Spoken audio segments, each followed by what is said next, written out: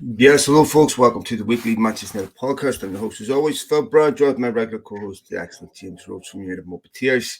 This is our 11th episode, and we are, of course, following the result of the weekend of 1-0 win over Luton. And the last time we recorded was pre-Copenhagen, where we saw another very similar game to what we've seen before, 4-3 in Champions League. It's had positives, negatives. We saw a truly incredible statistic at the weekend that floored me that United are the most formed team in the Premier League over the last 5 games, which I did not expect. First of all, mate, how was your weekend? It was not bad. Not bad. It was did a lot of driving and some stuff for family things, but overall pretty good. And yours? Yeah, busy. Had my daughter's football, both my girls' football games this weekend, and the awards party. So very busy weekend. My daughter's birthday this week, so been busy. So lots of stuff going on, and Yes. we had United's game against Luton. Before I get there, I want to do a quick recap on the Copenhagen game because Yeah. and we'll get into the Luton game. 4-3, United started impeccably well. Rasmus Højlund getting the brace was very, very encouraging. Almost scored a hat-trick. I thought it was interesting that United scored down the right very early where Anthony wasn't playing. Wan-Bissaka, lovely reverse pass, Scott McTominay crossed the box for the take ball that Højlund has been screaming for. Finishes it, and everything perfect.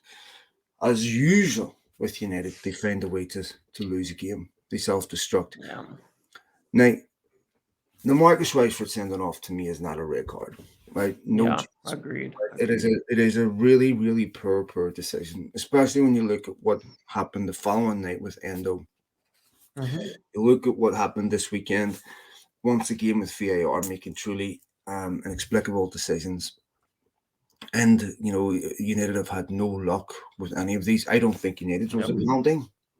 I think he gave United's penalty because he gave the other one. And Mm-hmm. and then by the end of the game, you're going, this referee has had more of an impact on the outcome of this game, almost more than any other player. Vavro should have been sent off for Yep. his second yellow card. And I'm Yep. going, this is maddening Yep. because you're sitting here and you're going, one of the biggest determinations of what the result will be how the VAR is used. Mm-hmm. And especially in finally balanced games where it has a major impact on the outcome. And but nonetheless, some of the goals United gave away just really, really poor. Diogo Dalot once again to me was responsible for the first goal against Galatasaray, responsible for the second goal against Man City, responsible for the goal against Newcastle, responsible for this one. Yep. Basic defending to me, just pay attention, sense danger, what's behind you, and you can just sense the nervousness that creep into United once they have some adversity in a game. If they go behind or something Yep. something happens, the mental fragility they just collapse. Yeah, I agree, and exactly that. I mean, there's the VAR and there's all of that. I think that we've been asking on here. We talked about it a few times. We've been asking for that front three. Somehow to figure out getting Garnacho and Rashford on the pitch at the same time. We've been asking for that, and they delivered, I think, quite well to create goals in that 20 minutes or whatever it was, obviously. And we'll talk about them again at the weekend. But after everything, United are up 3-2. They're down to 10 men, but they're up 3-2. And you look at it and say, you watch teams like, I'm not going to give a bunch of credit to Tottenham when they were down because they gave up a bunch of goals to Chelsea when they went down to 9 men. But you've seen performances like when Liverpool went down to 10 against Spurs earlier. You see it all over the place, but when you're up 3-2 in a Champions League game, whether you're down to 10 men or not, against Copenhagen, you should be able to defend the lead. You should be able to hold steady. You should be able to see the game out for 20 minutes, 25 minutes. And they don't. And it's a constant basic errors, and then one goal leads to another, and you lose the draw, you end up with a loss, and it is a constant pattern of collapse. You look at At how the long back. elapsed between the sending off and when it went to 2-2. I know. It was, what was it, 10 minutes? Something like Yeah, that. I It think they was, conceded within 4 minutes yep. of the red card, and then conceded again within another couple of minutes of that. Yeah. So it took almost no time. And Yeah. I'm sorry, as soon as that sending off happened, I'm like, this game's They're going not to going to change. see this out. Yeah. Yeah. I expected exactly what Yeah. happened to happen. Yep. Exactly. So yeah, so obviously, where I think Ten Hag has to take. I knew that he would go to 4-4-1 essentially, two banks of Yeah. four, but um, you and I have had some discussions about this. I still firmly support Ten Hag. I'm not saying he doesn't deserve criticism, but these are the things he has to be able to do. He has to be able to see these games out. Yeah. Find a way of saying, okay, we need the 3 points here. Let's Yeah. be pragmatic. I do believe injuries have had a major impact on him. I getting concerned about him constantly saying players are ill. Mm-hmm. Because to me, I'm wondering, is he saying that because he doesn't want scrutiny being put on his methods that may be contributing to this? We deserve some type of, I know other clubs have injuries. Newcastle have a lot of injuries too. They're not the only club, but the sheer number of injuries you get. Johnny Evans gets injured, goes off. Raphael Varane comes on, who we've talked about last week on this program, complaining about him not starting. United concede 4 as soon as he's on the field. Yeah. I mean, what? How would Raphael Varane have an argument to say I should be starting this team? Yeah. I mean, I agree. It's really challenging because it's chopped and changed so much that it's hard to see consistency from any players in terms of their performances or whether they're the right person or the wrong person to be playing. Again, Johnny Evans, before that injury, he played, that was his 4th game starting in 10 days. He's 35 years old, right? I don't think he started 4 games in 10 days in 15 years, honestly. And so it's not surprising he picks up an injury. Eriksson goes down injured. Rasmus Højlund picks up an injury this weekend. We have a mystery illness. That's 3 more injuries in one mystery illness, in a week. And that is my biggest concern in terms of the team. Like, there's other things I'm sure we'll talk about, but when it comes down to these injuries and consistency, you're never going to get a consistency out of anybody when the team is constantly changing. You're never going to get consistency from your forwards when you're fielding a different midfield every single game, because the passing angles are going to be different. The timing is going to be different. Everything's going to be different. You're never going to get the same result, when your defensive line changes every day. And so they have to deal with that. But the problem I worry about is what you mentioned. I don't know that there's enough introspection that's gone on into why these injuries are occurring. It's been months now we've been talking about it, and I have heard things even still similarly to indicate the same issues, the same intensity in training, the same, all of that it hasn't changed. And if it hasn't changed, then I don't expect the injury problem to change. And that would probably be more than anything else my concern, because ultimately you can't plan around 3 injuries a week, which is practically what we're getting. So I think for me, a couple of things. One, I've listened to a lot of people talk about this. Eriksson's may have been how he fell, right? Mm-hmm. So, but I've listened to people talk about how players pick up non-contact injuries, and Yeah. they say they usually happen when their load significantly changes. So, like Johnny Evans, right? So, if Yeah. you play a player that's used to playing once a week and then you start playing them 3 times a week, that's when, because Yeah. their muscle mass, their body isn't built to. You have to gradually increase that, Mm-hmm. otherwise Yeah. you will get injuries. There's not a very clear threshold between when a player is going to get injured and when they are. Yeah. I think I read a statistic that Ten Hag's had 14 different defensive lineups in 18 different games, all, to be fair, all because of injuries, right? Mm-hmm. And some because of loss of form. So you're right, it's impossible to get rhythm in a team that constantly changes. We always hear about you need a cohesion in a team, and it takes time before a team finds that. So Johnny Evans' pickup injury to me is a result of him playing too much. Yep. Right? Yep. But Rafael Varane has been injured. His first season at United, he missed half the Premier League game. Second season, he done the same. And then when he's coming into games that are high intensity, where he needs a couple of games to find his feet, I mean, he was appalling that guy. Then, and you see what he did tonight. I mean, he's played 2 games. He played in the Galatasaray game. He played in the Copenhagen game. United have conceded 7. So, Maguire, who's come in, probably being one of United's best defenders, he's been able to find form. I think Onana has settled. Diogo Dalot has proven once again that he is a below average score player. He has major problems. Wan-Bissaka, you could see even an unfit Wan-Bissaka wasn't significantly better than Diogo Dalot. And added something extra. They obviously have a big problem on the left-hand side. And, I think it is very difficult to get rhythm, but I think where United's injuries are primarily coming is because players are playing too much more than training. So, Rasmus Højlund should be rested.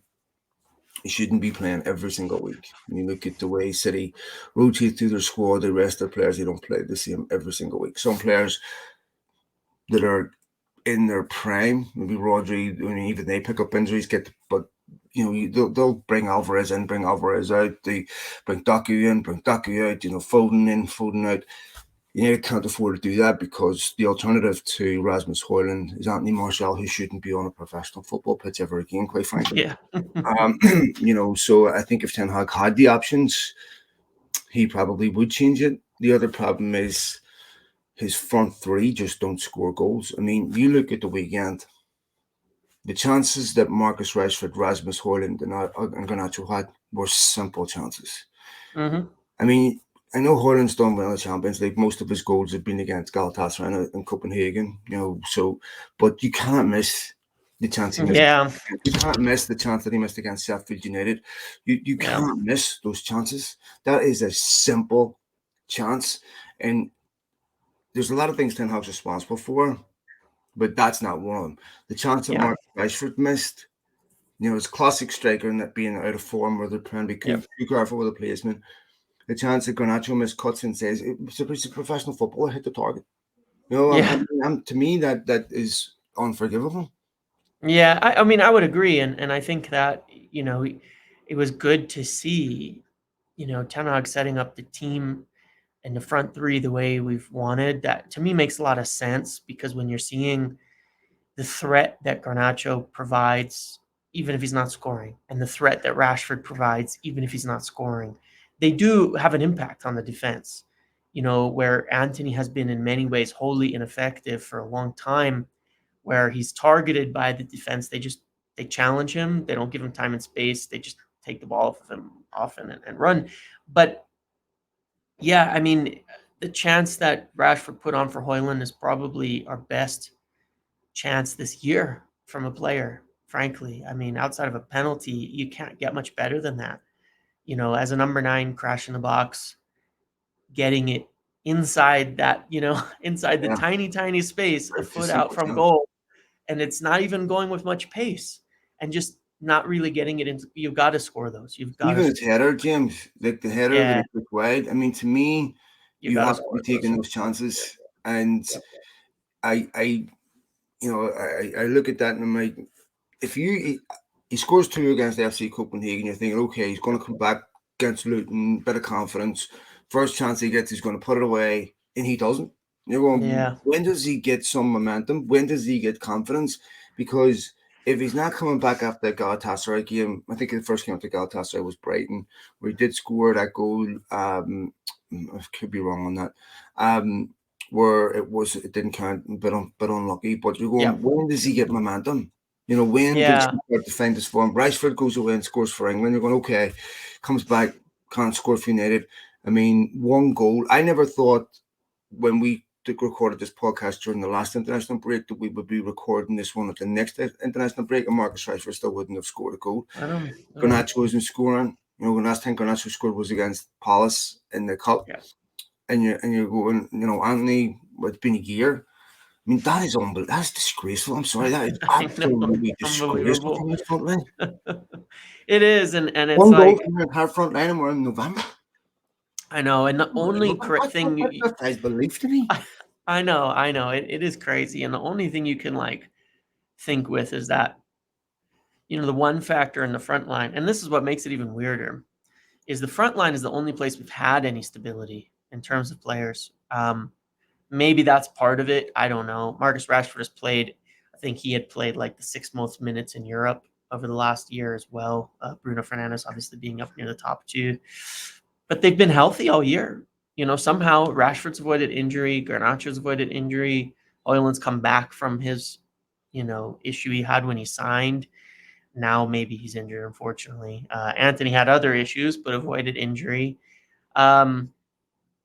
And they can't score, and they can't do it. And I mean, I could say that it certainly has to do with, a lot of instability through the rest of the club, the rest of the team, I should say, the midfield, things like that changing, angles changing, timings changing, all of that. But at the end of the day, you still have to put the ball in the net. And one of the things I think that would help, and one of the problems we still have as a team overall, when you look at the performance, in my opinion, is that I think it's harder if you look at the difference between, say Man City, Arsenal, Liverpool, Tottenham, Chelsea, when you watch the Chelsea versus City game, all of that. They score a lot of goals, but they also make a lot of small chances. And you get a lot more chances to get in form. Like when you take the moments that you had there, right? Yeah, Rashford should have scored that goal for sure. Garnacho should have scored that goal for sure. It was also their only chance that they really had the entire game, the two of them. And they're big chances. And this has been an issue at United for a long time, all the way back to Ole Gunnar Solskjaer. We had this issue at times where it was a bit feast or famine because we'd make a few big chances per game, but not a lot of chances throughout the game. And it is harder to get used to. Like when you're in form, then that's great because you score the big chances, you rack up the goals. It's like 3 chances, 3 goals. When you're out of form, it's really hard because it's not like you're peppering the goal. You're getting shots left and right, small chances that are adding up. It's like big chances. And with Højlund, in the league, he'll go a whole game without getting chances. I know he had them versus Luton, but the last game, I don't think he had any. United, he's definitely had them. He's had them, but it's not a lot. I mean, no, his service is not great. I mean, if you look at if I was looking at the statistic about how many shots Haaland's had on goal versus Højlund, like United are 20th in the league for goals from set pieces. Yes, right. Yes, I mean, so this is definitely a bigger issue. But to me, goals change games. If you don't take your first chance, your second chance, how many times have we seen United start a game really well, not take the first 2 chances, the other team goes up the pitch? How many times do they need to take a chance? They take it right away. Right? I know. I agree with you. 5-6 chances. Right? United need 5. So if you don't take that chance that comes to you early in the game, right? Like I remember the Liverpool game at Old Trafford where United get beat 5. Bruno Fernandes should have scored in the first 3 minutes of that game. Completely changes the game. Right? I agree. This is the thing, is that at this level, if you don't take a chance, you surrender momentum because the other team will, and especially when you're mentally weak, when you don't do everything falls apart, right? Yeah. So you have to take these chances. And when team isn't playing well with no confidence, you won't create a lot because it's all linked. If the forward doesn't take the chance, the midfielder doesn't get confidence that created it because they don't get an assist, and it's all linked.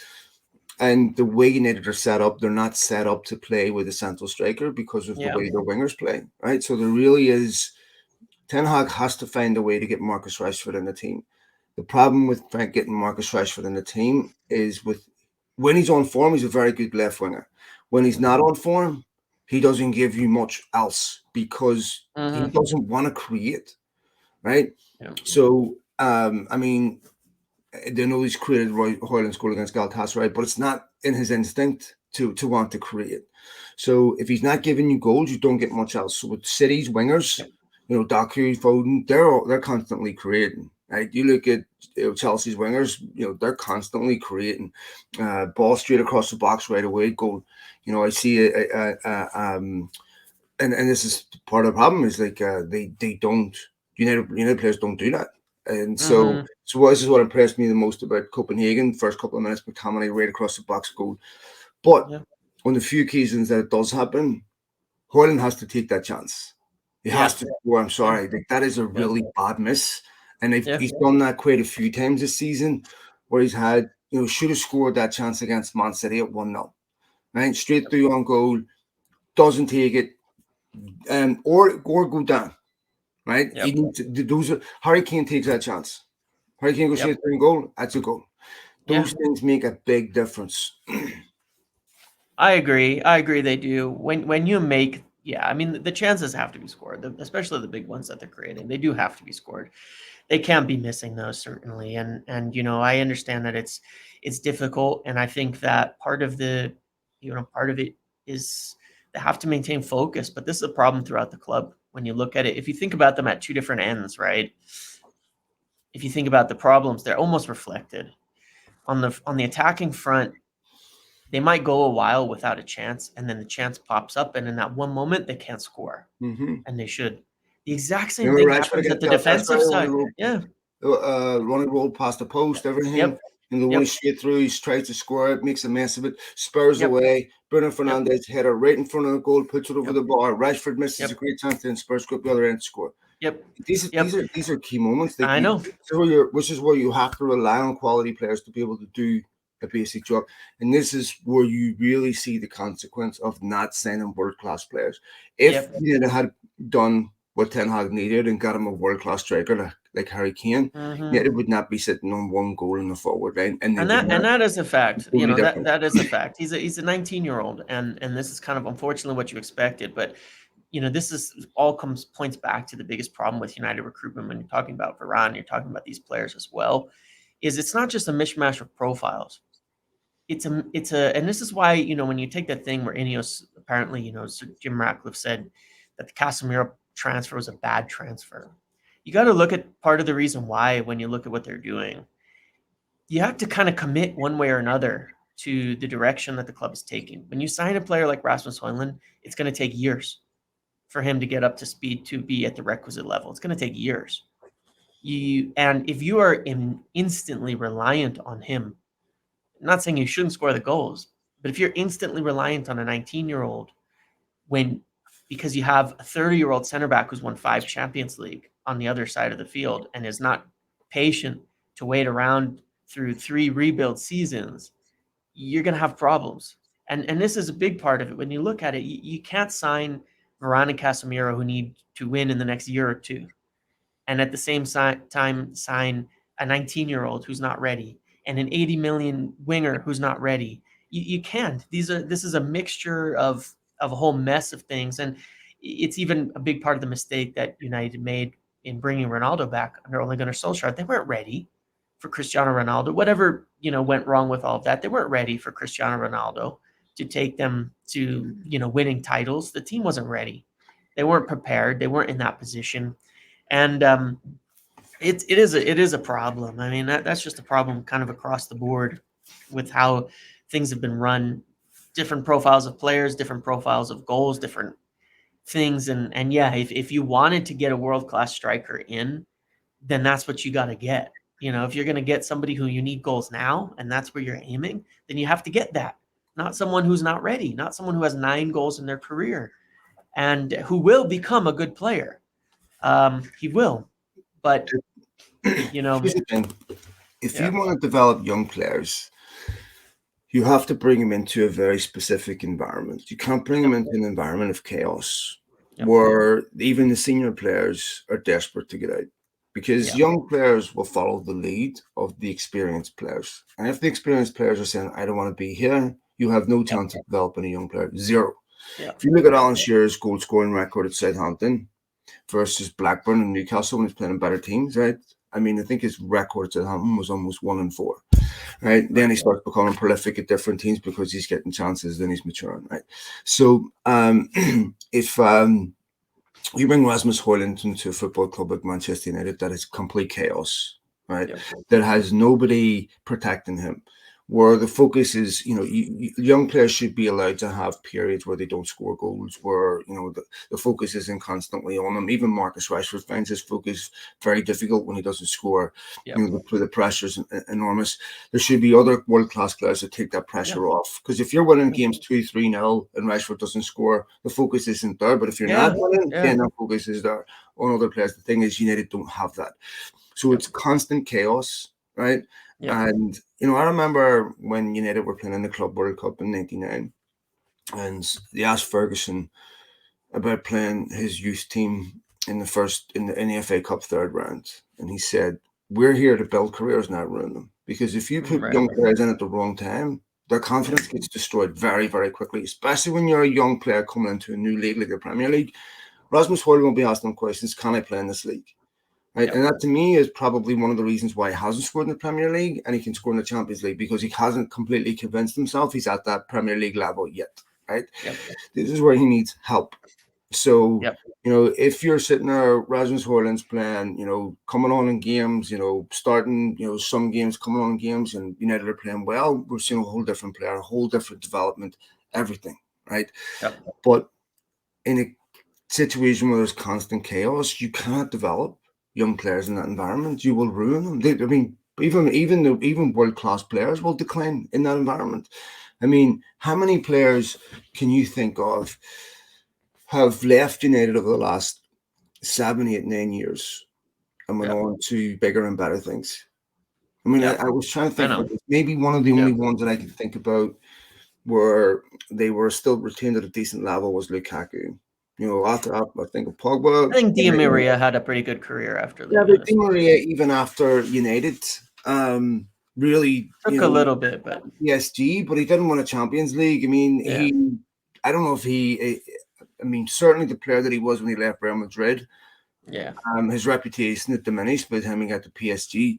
But for the most part, most of the players that move on. David De Gea can't find another football club. Can't even find another football club.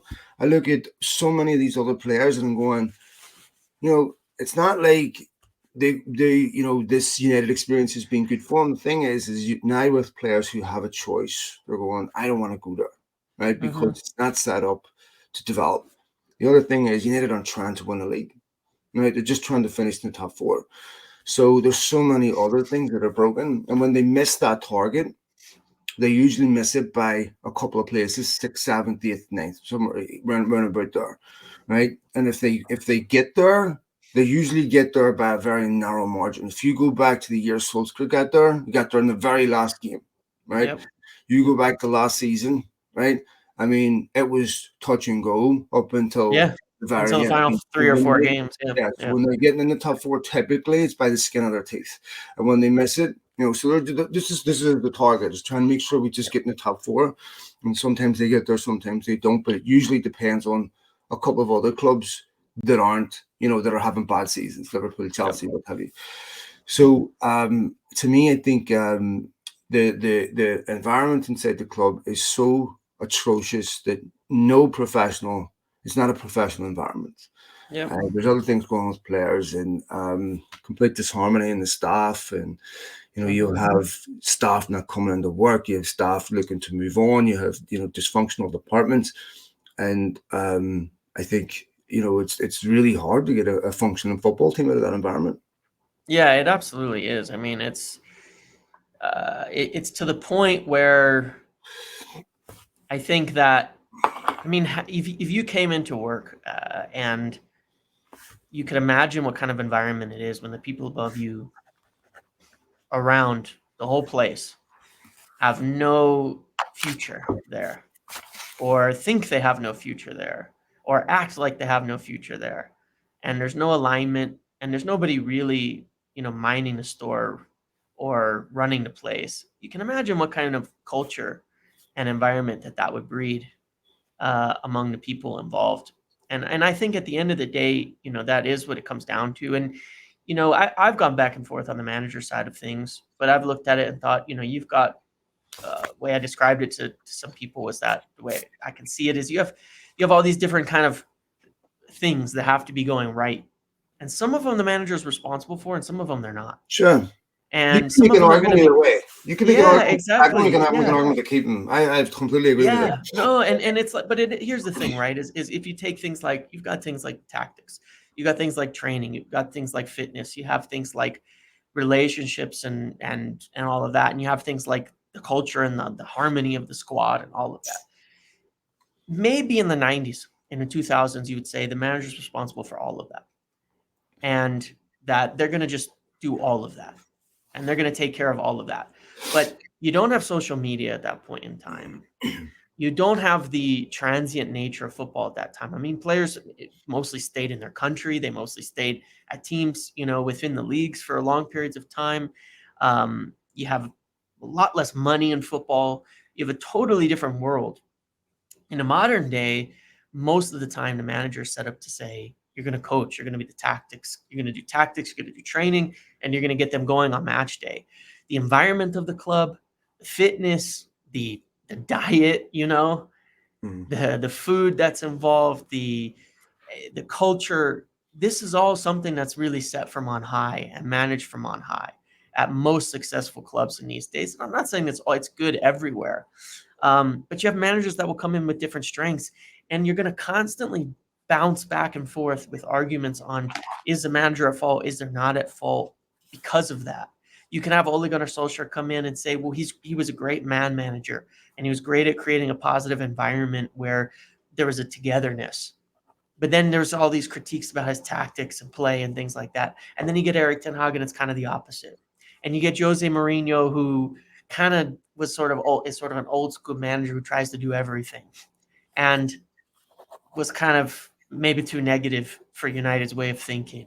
But all of that is going to continually bounce around until you have proper leadership from on high. And I was speaking to somebody about this, and they were looking into some things for me that I was asking about. And certainly the biggest feedback that I got and that I see as the biggest problem today, at United is based on the things that they were telling me were really, number one, there is no leadership at Manchester United.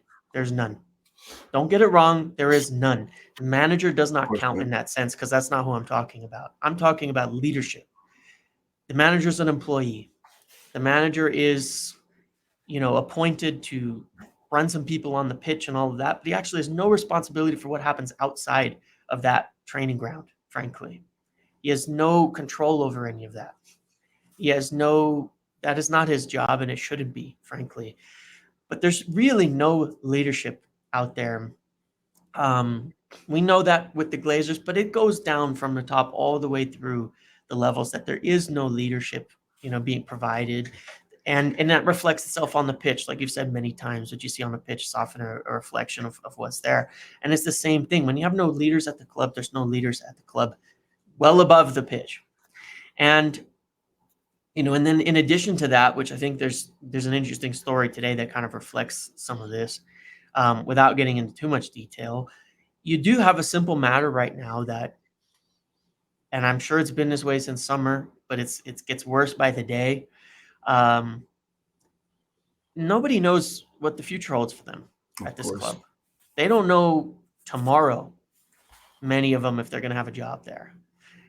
That's kind of normal in the circumstances that we're talking about. Any type of takeover, any type of transition, any type of change of control in a company usually comes with major changes and uncertainties, and it does.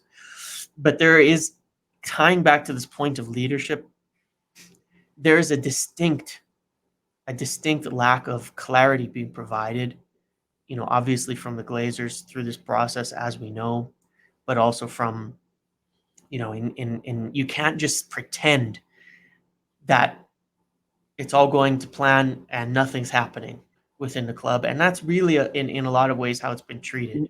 Here's the thing, James, about leadership. Okay. For you to have leaders, you have to have a very clear direction. Yep. Lead you where? Okay, what's your goal? Okay, the problem with United is they don't really have a sporting goal. They have leadership on the business side because they have exceptional people and exceptional departments. You know, what was it they said about the commercial department? You know, still being the envy of the world. They pulled off the Adidas deal. They pulled off the Snapdragon deal. There's leadership there, plenty of it. Very clear accountability structure, very clear incentive structure, very clear definition of success, and a very clear direction on where they want their executives to take Manchester United. We've been talking about lack of leaders at United since David Yeah. Moyes. And one of the reasons why there's a lack of leadership is because there is no clear direction. There's no clearly defined goal.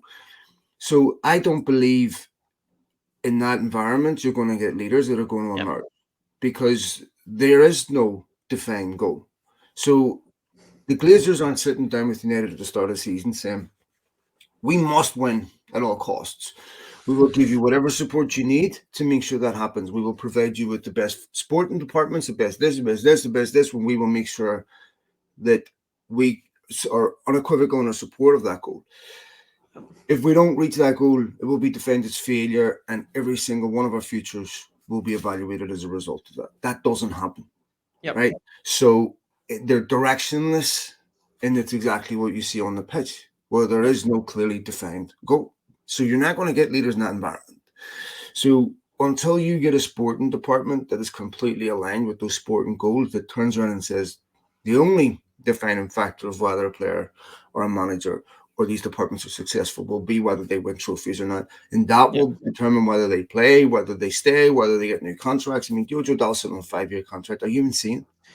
Right. So this is part of the problem, is that the football club don't have a very clear football defined successful goal. So really difficult to get leadership, because the thing is that it's not just leadership from players on the pitch, it's leadership from the sporting department. Define, okay, we know exactly where we're going. We know what signings we're going to make. We know what players need to replace. And we have a prescient vision that we can implement over a couple of years. But it's always, why was Casemiro signed and no one else? Why was all these last minute deals done? Because there is no vision. So it's impossible. And look, what you said there about 90s you could have did this. But we know about sports science now. These are all disciplines in themselves that take years and years and years of training, expertise. What we know about nutrition, what we know about physiological responses in the body, about rest, about tailoring customized training methods to each individual based on their physiology, their biology. These are all degrees that take years to get. Then they have to be integrated so that there's an optimal strategy for this particular athlete based on their biology to get the optimal performance from them. You can't just turn around and go, I will just get here, just eat some pasta and get on the pitch, right? That won't happen.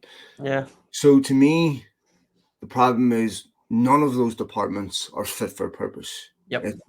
You see what you see. You see constant injuries. You see players that are aimless, players that are directionless, because that's exactly what's happening off the pitch. So Ten Hag, lots of reasons to criticism. I mean, the whole Mason Mount thing is to me.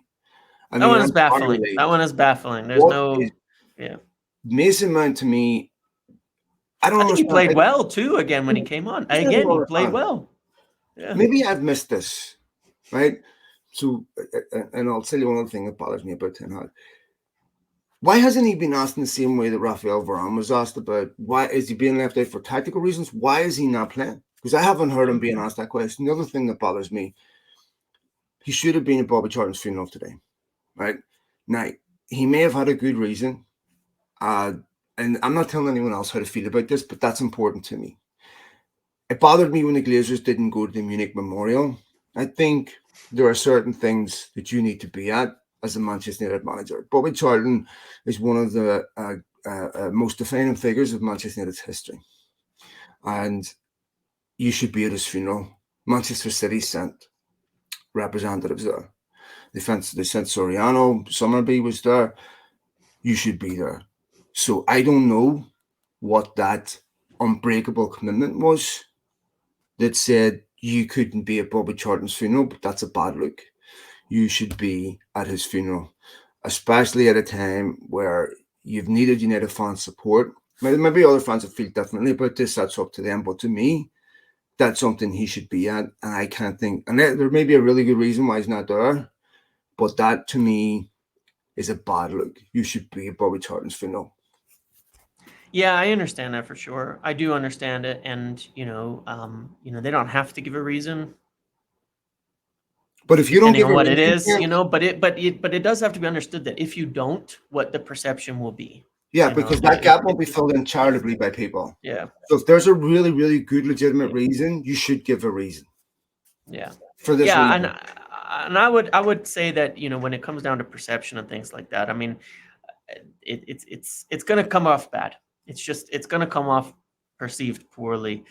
You have obviously English players from United there: Harry Maguire, Luke Shaw, Tom Heaton. These guys coming in, and I think it's an example of.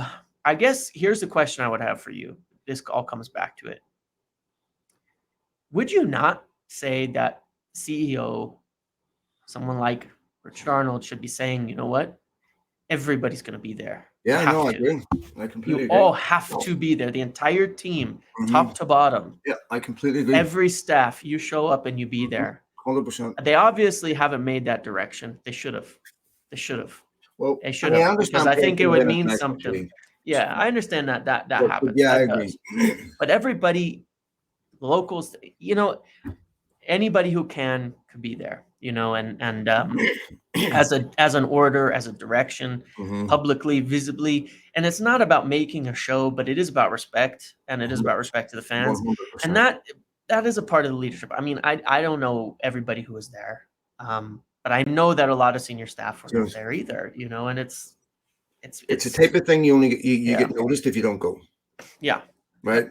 So that to me says that to me is something that bothered me. Maybe it's petty, maybe but it bothered me. But anyway, yeah. So he's not above criticism, and to me, United's football has been unwatchable this season. One other thing that I will say in his slight defense, and we've talked about this ad nauseum, but once again, United's 2 penalty decisions that weren't given this weekend were Harry Maguire. Oh, I know. Then watching the one that City get again. It's embarrassing. This is exactly what it is. This is a total embarrassment to football every single week. I mean, this VAR is making a mockery of the sport. It is Dermot Gallagher's being asked to go on TV every week and bullshit his way through things, right? Which he clearly is. And I understand he wants to back his colleagues, right? But you cannot turn around and say, I can understand why Anthony Taylor gives the Cucurella a penalty on Holland, and then somehow decide that it wasn't a penalty for Maguire, which was far more egregious. He's being held, wrestled to the ground. How is it not a penalty? Yeah. I mean, it's ridiculous every single week. And here's the thing that bothers me, right, is the inconsistency. It is, we talked about Endo. Yep, twice in the last week. Twice. Yeah, Thomas Frank's talking about it after the game, and going, how is it the two human beings can look at that? One can decide one's a sending off, and the other one can decide that it's not. Yep. When I can understand disparities between subjective stuff, but this is ridiculous. Every single week, the game is embarrassed because you have it being destroyed by this over-officiated nonsense, and you're being left to question where half the time I don't even know what I'm watching. I know. What you're waiting. It has changed from just trying to catch major things that have been missed to trying to find something wrong with every single goal, every single action. So every time someone scores, you're thinking, okay, offsides. All right, they're going to look at that obviously to see if it should be to see if it's egregious, but it should be automated too, the way that it can be done and has been done in other leagues successfully. And then they're looking at, is there any slight thing that could be wrong in the buildup, any slight interference, any slight this or that. Except sometimes they don't look. So I don't know. I mean, But Lindelof most, weekend went to VAR, and then by the time yeah, it was given him, I feel like I've just been given a goal by a court order here. I Right? know, I know. Like, what are Well, they I mean, not looking this for? counts or Like, not. do Okay, they have to okay. protect We'll 11 this. players? Look at every United player on the pitch. Are they going back and watching a 10-second video of Onana to see what he's doing at the other end It's before they just can count the goal? It is ridiculous, and that did not seem to be the intention of this whole thing. That was not the professed intention. There's nothing major missed. There's nothing major missed. It takes a 5-second scan to see if there's anything major missed. I mean, I'll even say they spent a long time looking at Man City's goal that Holland scored, the one that kind of comes off his leg. so happy that's And I allowed. was like, Turn it off. what's that? The Yeah, one right. that supposed to hit his elbow. I'm like, Yeah. Jesus Christ! What are I you know. doing? They're tumbled together sliding and he's like in the goal. So if it hit his elbow at that point in time, so what? I know Honestly, like who cares? It has no effect on the game. It means nothing. It the is ball's so behind him. outside the spirit of But the ruling and everything. It's like he was more likely to stop it with his elbow than score with it, and it's stupid. do It's you know what I just don't it's understand about that? ridiculous. I was Yeah, watching that, and I'm going, if they disallow this, they're going to have to explain to me. I think it was Crystal Palace, yep, where United were playing at Old Trafford. The ball gets knocked over, and he handles the ball with his back to goal, and it doesn't yeah, get given. Right? And then yeah, going, you're going to have to explain to me how Holland, yeah, who is actually, you can see he's trying to get his arm out of the way, yeah, yeah. While that sliding on the ground, on the yeah, ball, yeah, but if I think it was Riceford, the ball was crossed over to Riceford, it's in the box. yeah, Palace defender, I think it was Ward, handles the ball, and I can see why it's not given because he's not looking at yeah, the ball, right? yeah. I mean, it's an accident. It's crazy. We want to It's see, crazy. but then Dermot Gallagher's on the TV Yeah, 1 week saying, yes, 100% should have been given. No, I can see why it wasn't given. And then you ask him to explain it, right? And it sounds like me whenever you haven't done your homework and you're going, it's just a mealy yeah, mouthed bunch of bullshit that clearly yeah. is bullshit. I mean, I'm trying to when I come home, as a kid, Mm, my mom would ask me what I was doing last night. Starting speaking wingdings. You're like, this is stupid. yeah, Like he's clearly bullshitting his way through this. This is yep, like there's no technical definition as to why this is a free kick or this is a penalty. And I yep, can give you so many examples of that. I mean, to me, if yep. the Man City penalty last week is a penalty, high as Hoyland's not at Arsenal. Yeah, I know. I There's mean, so many. this is just There's so ridiculous. many. I Yeah, mean, but this is the thing, like United have overwhelmingly yeah. come out the wrong end of these. Oh And yeah. they need a bit Oh of yeah. a break sometimes. But James, I've said this last week. When you turn a split-second decision into a decision that takes 3-4 Yep. minutes, like any human being, they're going to start Yep. considering their priors. They're going to start considering who the player Yep. is, the impact, who the manager is, what's the media going to say. All these things are going to factor into the decision that they make, right? As it Yep. would if you and I were making them, because that's just human nature. So they're Yep. going to go, it's a 50-50. If I give it, I'm going to be all over the media all week. They're going to tear me apart. If I don't give it, no one's going to say anything, right? I'm Yep. just not going to give it. I mean, we saw what Mike Dean said with Anthony Taylor with Chelsea when Chelsea Yeah. scored. I didn't want to, get my colleague any more grief, so I just decided not to tell him. Yeah. That It's happening all the time. oh yeah. Every day. Every single Well, day. And every single day they're worried about what it's gonna look like when they give yes. if they So then call it in favor of United. Yeah. so they start, and there's no question. There's zero consequence for Yep. not giving United decisions. But if you give United even something that should be given, like Yep. the penalty that Rashford got, who was it against? Was it? Man, we've had like what one Who was decision all it? year, so I can't remember. Remember, he was in the box, goes past the fact, forget that anyway. He got a penalty. Oh yeah, yeah, yeah. It was a Nottingham Forest. It was a Forest, 2-0 comeback. Yeah. yeah. Yeah. Gabriel won the horse spontaneously combusted, right? And it was a penalty. I mean, it's like And even the one against Arsenal last season where yeah, Ericsson's fouled in the build-up, it's it a was foul. foul, but it wasn't a massive foul.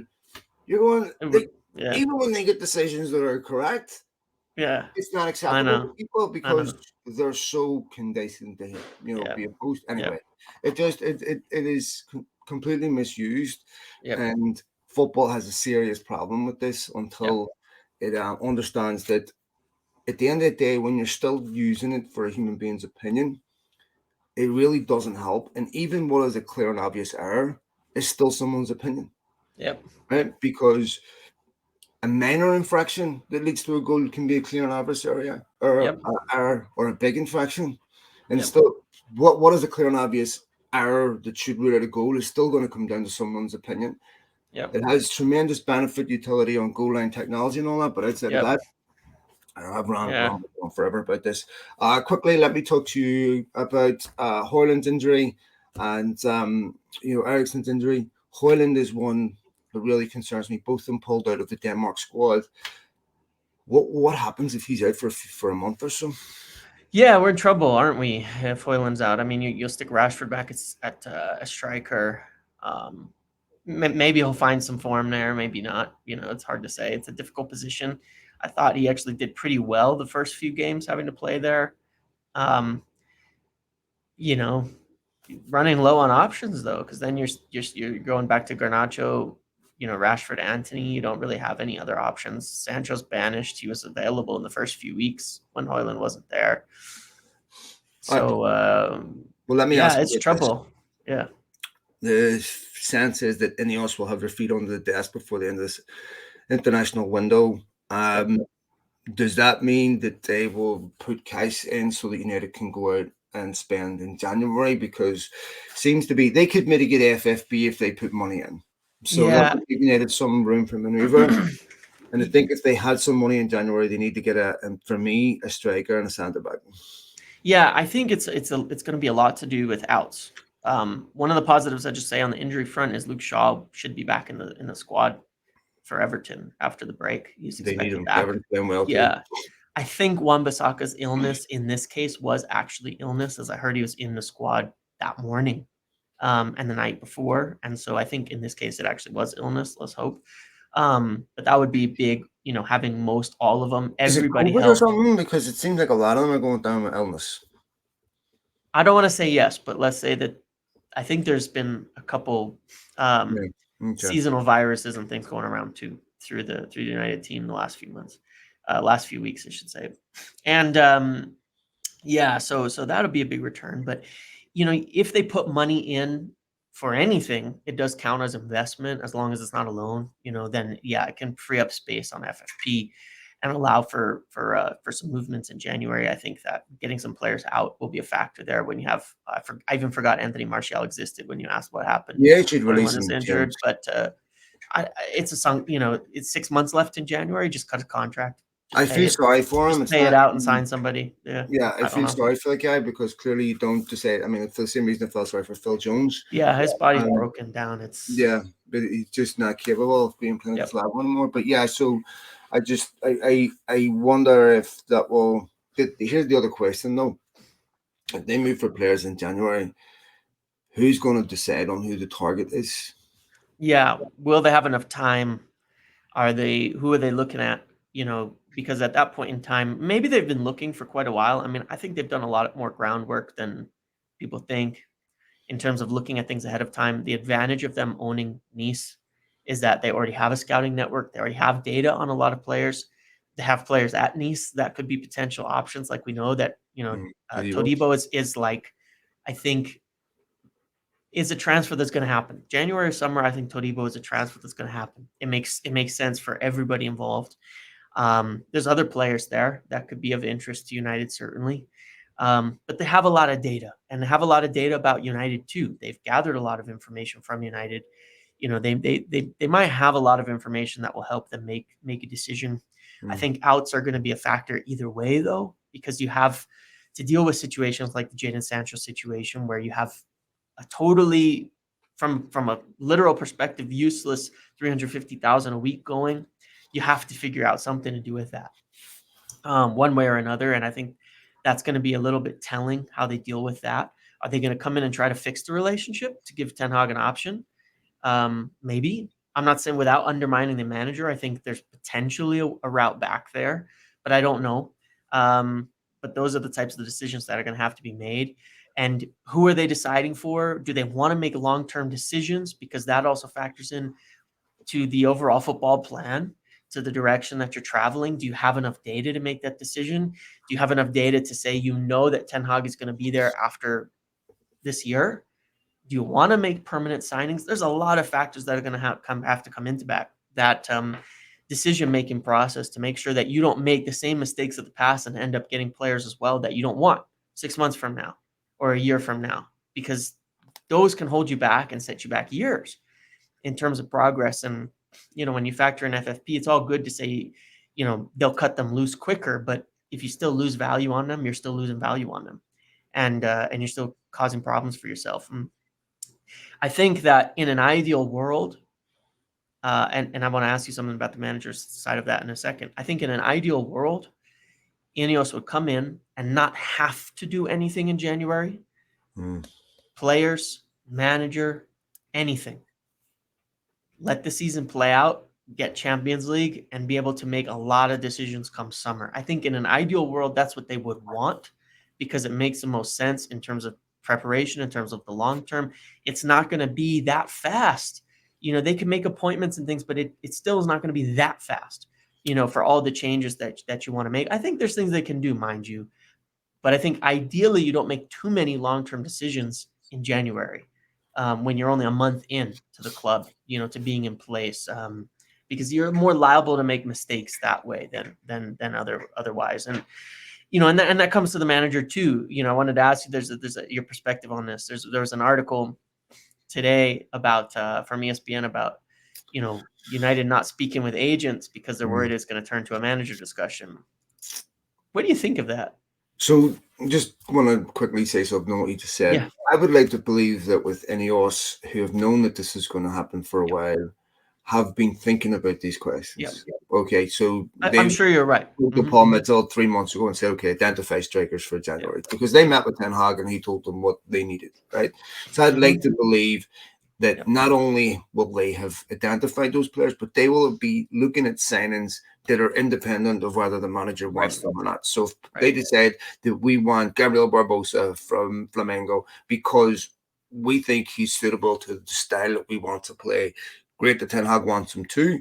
But these are signings that we're going to start making independent of whether, because that's what the sporting department is supposed to be doing. So I would like to believe that they aren't going to put the foot on the desk and go, okay, now let's start looking at players, right? I'd like to believe, like you said, that you've got a database on this. So I would hope that they're ready to execute on that in January. Normally, you're right. January is a nightmare, but United are in such a unique situation that they must do something. And they signed Fernandes in January. Liverpool signed Luis Diaz in January. You can get good signings if you do it right. And Ranić told them to do it. They didn't do it. It cost them. They should have did it last January properly. They didn't do it. They end up signing, Weghorst and Sabitzer. They need to do it properly this January. As for the other stuff, so United have been weirdly sensitive to any speculation about Ten Hag's future, which is something I don't really understand unless you're trying to suppress something. Because if, like you said last week, if we were to turn around and write a story that said Bruno Fernandes is about to sign for Newcastle United, it would be ridiculed as something that is so absurd that doesn't even require any condemnation or any correction. So usually when you're trying to suppress something, there's an agenda, there's a reason for that. Yeah. They put a story out 2-3 weeks ago saying that Ten Hag's future was absolutely not in question. And I don't think that it probably is to the point where you need to be seriously concerned. I mean, I doubt Ineos are going to make that decision until they've had time to work with Ten Hag. But this just speaks to, once again, the complete dysfunction of the football club that, we're not going to talk to agents, which means you can't sign players because we don't want them to ask about our manager. I mean, why can't you turn around to an agent and say, look, nobody's guaranteed to be here. It could be that Ineos come in and say that we don't want him. But remember, you're not just signing for Ten Hag, you're signing for our sporting director, you're signing for the football club. And whether he's here or not, we'll get a manager in that, is suitable, similar style of play. And as long as you perform, you have nothing to worry about. So to me, I just think that's totally absurd. But you think, the situation where the people that would sack Ten Hag, are essentially out the door anyway. Yeah. So I don't think United are in a position, to give any assurances on futures, because they're not in a position to give assurances on their own future. So But yeah, I mean, that is completely unsustainable, and that's something why this whole Ineos thing has to get wrapped up this week. Yeah, exactly. Because the way as I understand it, looking at it from Ineos' perspective, they want to see performances improve. At the end Oh, of the it should, day, they're coming in. absolutely, You have to see performances improve 100%. when you have players return, when you have injuries coming back. But in general, you just want to see performances I wouldn't improve. want to see I United don't. on the biggest way. Right? Yeah. I mean, they don't want to make a change, but it's not ridiculous to think that when they're hiring people and they're looking at Of this whole course, thing, that they're going to be thinking with contingencies, that they're going to be looking 100%. at all the options on the table, because Of course, anyone competent would. absolutely. And one of the biggest problems with United is they don't have those contingencies. They don't do it for players. They don't do it for managers. They don't do it for anybody. Absolutely. So when Jose Mourinho, it's time to go, they had no idea what to do. And Hmm. they lucked into, Ole Gunnar Solskjaer, and he had a good run of form, and they hired him. There was no plan. There was no No, I know. plan. There was no thinking. It was random. And so anybody's going to look at contingencies and look at these kind of things. But the situation is they want to see it improve, and they hope it will improve through the season so that he can stay and that it does well. And then they can assess everything, long term, from there. It's not like Eric Ten Hag they're going to come in and sack him tomorrow and things like that. Nothing's like that. It's not like that at all. Anybody, Ineos coming in, they're going to want to assess the situation, and anybody who's running the club is going to want to see their performances improve from how they've Of been course. over the season. There's just no doubt about that. So I don't think there's anything immediate for anybody to worry about except everybody else at the club, because there's certainly going to be changes all over the place when they come in. And the expectation is still that the deal will be wrapped up this week or next week, during this I international need to get break. it done this week, James. Just cannot go Yeah, any I longer. know, I know. And obviously, one of the things I want to make clear on this too, the moment this is done, it has to be announced to the New York Stock Exchange, because this is a material issue, Hmm. that affects shareholders and all that. This cannot be something. And so when you're getting this vagueness about when it's going to be announced, I think some of that's on purpose, Yeah. because you can't say, "Oh, we're gonna announce it on November Right. 20th." You can't. You cannot say that. You legally, you'd be getting a whole boatload of trouble by saying something like that right now. It's got to be practically instantaneous. Last year, Mark Kleiman put his story out on November 22nd, which this year is the day before Thanksgiving in the U.S. November 22nd, he put out a story saying they were going to make an announcement about strategic review, and it came within hours. And I think that's what you're going to see in this instance too. It's going to be vague, and then it's coming right now, and it's going to be hours later. Everybody knows about it, or at the same time, because that's how it has to be. And I hope it's this week. I hope that happens, and we get something coming in, and there may be some temporary instability and uncertainty, like there already is, but it should pay off in the long term for Yeah, look, I everybody mean, involved. they just need to start making these Yep, appointments so that the club can function properly. exactly. There's so many things we didn't even get to that's going on inside the United I that know. are We'll have so. time. Yes, but thanks to all of you for downloading the podcast, for getting in touch as always, folks. Thanks for following us, and following my friend here and getting all your feedback. It's always a pleasure. We'll be back next week, even though it's an international break, unless Something big something happens happens in the before meantime. then Yep. with Ineos, and we'll reach out to our friend and see what we can find out. So take it easy, James. See you later, mate. Yep. You too. See you. Cheers, folks. Bye.